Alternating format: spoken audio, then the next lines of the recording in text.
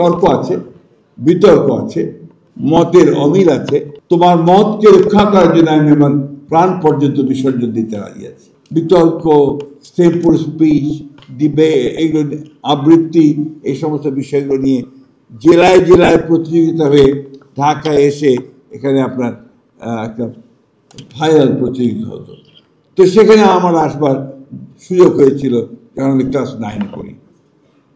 তখন দেখেছি যে তর্ক অর্থাৎ বিতর্ক, এটা কিন্তু অত্যন্ত গুরুত্ব দেওয়া হয়।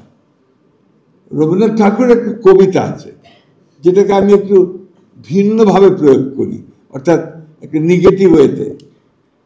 কাগজ নেড়ে উচ্চস্বরে পলিটিক্যাল তর্ক করে, মাথায় ছোট বহরে বড় বাঙালি সন্তান। সমৃদ্ধির পথে এগিয়ে যেতে দরকার ইস্পাত দৃঢ় ভিত্তি। তাই স্থাপনার স্থায়িত্ব নিশ্চিত করুন সর্বোচ্চ মানের ZSRM ব্রডবার। ZSRM, bond to bond.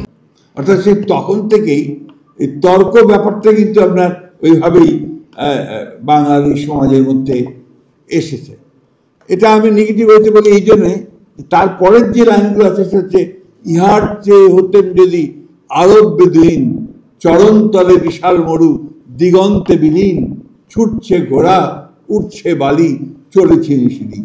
অর্থাৎ গতিবাগের কথা বলা হয়েছে। তো আমি একটু সমালোচনা করতে গিয়ে ওই মাথায় ছোট বহরে বড় বাঙালি সন্তান কথাটা বলতাম। তো আজকে আমার এখানে এসে একটা ধারণা জন্মালো যে না, আমাদের ছেলেরা এখন আমাদের চেয়ে অনেক অনেক দূরে এগিয়ে গেছে। এবং আমি অত্যন্ত আশাবাদী হয়েছি যে অনেকে যে বলেন যে কিছু হবে না, এটা সঠিক নয়। অনেক কিছু হবে এবং বাংলাদেশে অবশ্যই আমরা মাথা উঁচু করে দাঁড়াতে পারব। হ্যাঁ, তর্ক আছে, বিতর্ক আছে, মতের অমিল আছে। যে কথাটা কিছুক্ষণ আগে এখানে অনেকে বলছিলেন যে আমি তোমার সঙ্গে একমত হব না, কিন্তু তোমার মতকে রক্ষা করার জন্য আমি আমার প্রাণ পর্যন্ত বিসর্জন দিতে রাজি আছি। আমরা এটাতেই বিশ্বাস করি। আমরা লিবারেল ডেমোক্রেসিতে বিশ্বাস করি। আমরা বিশ্বাস করি যে আমার কথা বলার স্বাধীনতা থাকতে হবে, তোমারও কথা বলার স্বাধীনতা থাকতে হবে, এবং এটাই হচ্ছে উপযুক্ত একটা ডেমোক্রেসি। বাংলাদেশের দুর্ভাগ্য যে বাংলাদেশে গণতন্ত্রটা চর্চা হয়নি। ওইটা বোধ হয় সম্ভবত লিগেসি অফ পাকিস্তান পলিটিক্স থেকে এটা এখানে হয়নি। আমরা এখানে দেখেছি খুব স্বল্প সময় ধরে কিছুটা চর্চা হয়েছিল, তারপরে আবার সেই চর্চা থেকে আমরা দূরে সরে গেছি। আমার দুই দলের বিতর্ক শুনে খুব ভালো লাগছিল।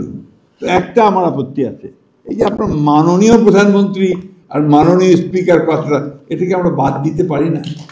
আমার কেন জানি মনে হয় যে এই মাননীয় কথাটা থেকে কিন্তু সমস্ত অটোক্রেসির জন্মটা বোধহয় হয়।